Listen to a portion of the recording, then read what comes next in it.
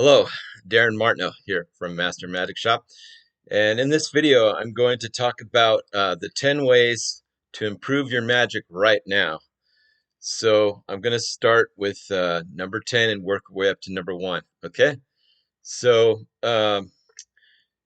number 1 way we'll get to, but the number 10 is actually one of the number 1 ways, and it's research the old classic magic books. Now, if you don't know what they are or where to find them, on my new website, I'm going to make extensive lists showing, and I mean, this is an ongoing project because I mean, there's thousands and thousands. There's more magic books than there are medical and law books. But why researching these classics? Because the old saying, the best way to hide a good trick is to put it in print, right? Um, so where you buy them, where do you buy them? Well, on my website, I'm going to have many of the best deals. I have big packages and things like this. So click on the link to check that out. Number 9, okay, is going to be use out of box thinking. Now, think about like magicians like Paul Harris and people that are very, out of box thinking. Everyone does things. A lot of, Al Goshman used to say the problem with magicians is they all do the same magic, the same material, right? So you have to see everybody's doing this over here. You want to be over on the other end of the spectrum and doing things that are completely different. And how do you do that? Well, you have to have out of box kind of thinking. And the only way to do that is to sometimes step away from your videos, step away from your books, because we look at like magic and I kind of think of it, and I'm guilty of it just like many magicians, but I see many magicians where they've got their shiny object syndrome and they've got their toys, their magic toys and props and videos and products and their routines, and it's kind of like they're playing with their toys and they need to step away from that. They need to step away from that. How do you do that? Well, you need to uh, get away from get away from those things for a while and think about what you're really passionate about and really find yourself. Next one is number 8, okay? Use reverse thinking. And I love this one. Anytime I'm creating magic as a magic creator, and I know there's people that are great performers, and then there's all kinds of different magicians. And I'm going to make another video about that, and that's very important. And that's the categories of magicians. And S.H. Sharp, in one of my favorite books, he talks about that. So I'm going to make a lot of videos about that. I have made some things on that, but I will make another video on each of these 10 topics we're talking about today, of 10 ways to improve your magic now. So the reverse thinking, you can think about effects like maybe like a coins up through the table instead of down through the table, or you can think about, instead of using coins, using poker chips, or a step further, bottle caps, or just any object like that size, like lids of things really. Here's one example of it that was given to me by Chris Kenner many years ago, and that is instead of using jumbo coins, because I love jumbo coin magic, he said, why don't you use coasters, drink coasters, and then you could use like a silk, then you could produce a drink at the end. And so that's a routine that I do have. I have many bottle productions and things in my system. All the things that I'm creating, everything that I'm doing, I'm putting into my system. And I call that the Pro Master Magic course. And we'll talk about that as I talk about these things, okay? If you want to get access to that, you click on the link. Okay, and by the way, click on the link and put in your name and email, and you're going to get my free mini magic course, and you're going to get free magic video tutorials. Okay, so I'm looking at my notes here, right? And the next one is so the reverse thinking, number 8, is like, instead of the coins going down to the table, they come up to the table. That's one generic example. Another way, instead of the coins going across, maybe they you just reverse the thinking. Whatever you're doing, just think of, doing effect backwards. And it's really interesting. You can take every effect and think of how that would look backwards. And you can open up the doors to your creativity with that. Okay, the next way is number 7. Okay. And this is very important. This is actually, a lot of these are like number 1s. So audience test your magic. This is something a lot of magicians forget to do. They'll learn a trick, or they'll buy a trick, they'll do something, and a lot of times won't even practice it and go out and just like try it. And I like to think like at least 40 or 50, much more than that, but at least you've practiced in front of the mirror, videotape yourself, maybe practice it on your closest friends or family, and that's a whole nother thing, but you got to have, one of your magic buddies to critique it, and you can review it and take notes and improve it, because this is very, very important. And audience testing your magic, you want to take notes, what worked and what didn't, because I'm actually going to make another video about 10 things that are like the don'ts. 10 things if you want to improve your magic, because a good way is to think about the reverse of that, right?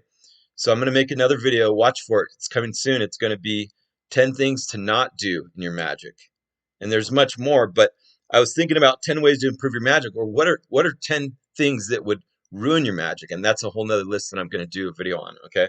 It's very interesting because you have this, opposites ends of the spectrum approach, which is really awesome.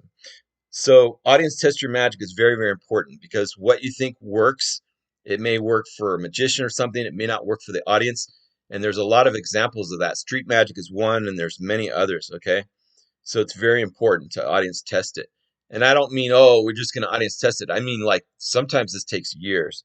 Okay. The next one is number 6, and it goes along with the audience testing. And that's to video review your magic.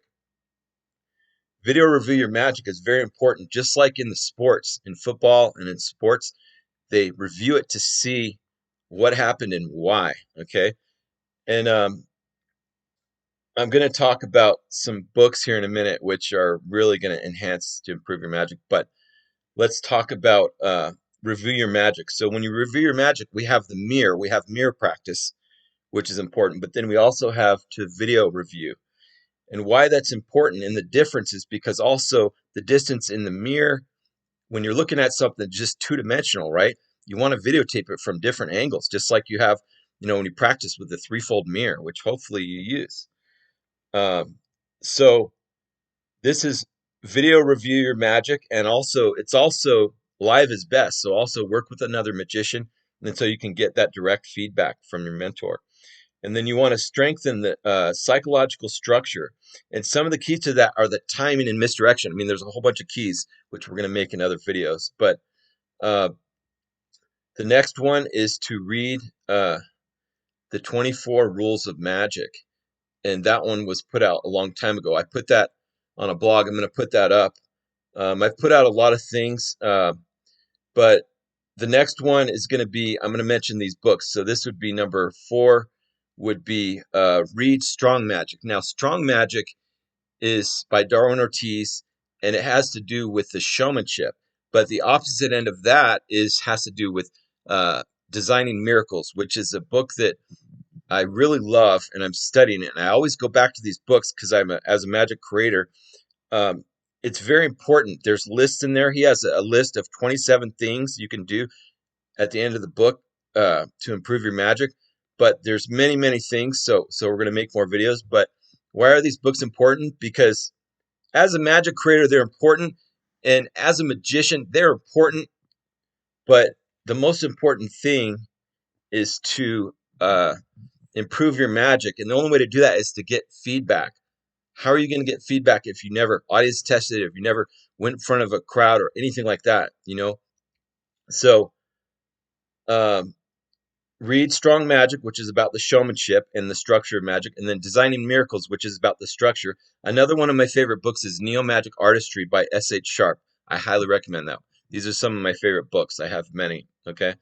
Another book that was recommended to me by my friend Richard Hatch is called Zen and the Art of Archery, and I'm reading that now, and that's by Eugene Herrigel. Eugene Herrigel was a guy who he was into archery, and he studied in Japan, and he was immersed in the culture, and it's a very beautiful book, and it's not a magic book, but it's a way to look at things from the Zen way.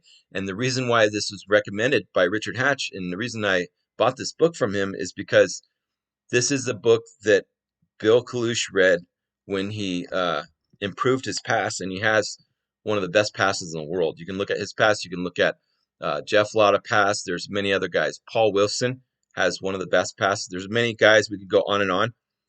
And I read a quote the other day that I think is very applicable to this. I mean, there's a lot of things, but it's from Di Vernon. And Di Vernon said, you know, if you just do moves, you're just going to be a move monkey, and magic doesn't need another one of those. There's enough move monkeys. So you want to really think about the critical thinking and the structure, psychological structure of your magic, why you're doing a move. And it's not just to eliminate a move, because even in designing miracles, eliminating a move doesn't always make it better. And that's something, there's a lot of things. That's why I'm going to make another video about the things not to do, because sometimes that can make your magic stronger, but a reason for a move, if there's a reason for it, to make it convincing and the psychological structure, you see what I mean? And so that's why I'm going to make a lot of other videos. All right. I'm sorry I'm going off on a tangent, but I'm very passionate about this, obviously. The video that's going to be the opposite of this is going to be like the 10 top things not to do in your magic. And there are going to be a lot of things that are going to throw you off, because it's going to be like, oh, if I make it easier, it makes it better. No, not necessarily, right? And so it's going to be a lot of things that are going to be like, well, I thought that was making it better, and it's really not. It's making your magic worse. So I'll make a video on that. So look for that, and that will be called 10 top ways of things not to do in your magic. So the next one is number one, and number one thing. I know it's biased. You're going to say, oh, come on, Darin. But it's to join Master Magic course, my magic course, where I'm putting all this information, drawing from many sources. It's not just about the books. It's not just about the mentors. It's about putting it all together into not only routines, not only the psychology, but everything to make your magic better. And so if you click on the link, you put in your email, you'll get access to my mini course where I tie in a lot of these things. I talk about a lot of different things to improve your magic. But one of the things that's really powerful, it's a quote from Dana D. Ortiz, is to strengthen the pillars in your magic. And the three pillars are presentation, effect, and method. And there's much more, but we don't have time to go on this video. But if you just improve the presentation, and you just improve the effect, and you just improve the method, I mean, some magicians think, oh, if I change the music and change the costume, now I'm original. No, you got to change much more than that, you see? So you have to understand deeper levels of magic. So if you'd like to do that, click on the link, put in your email, and I'll get access to Pro Master Magic course today. Have a magical day. Thank you very much.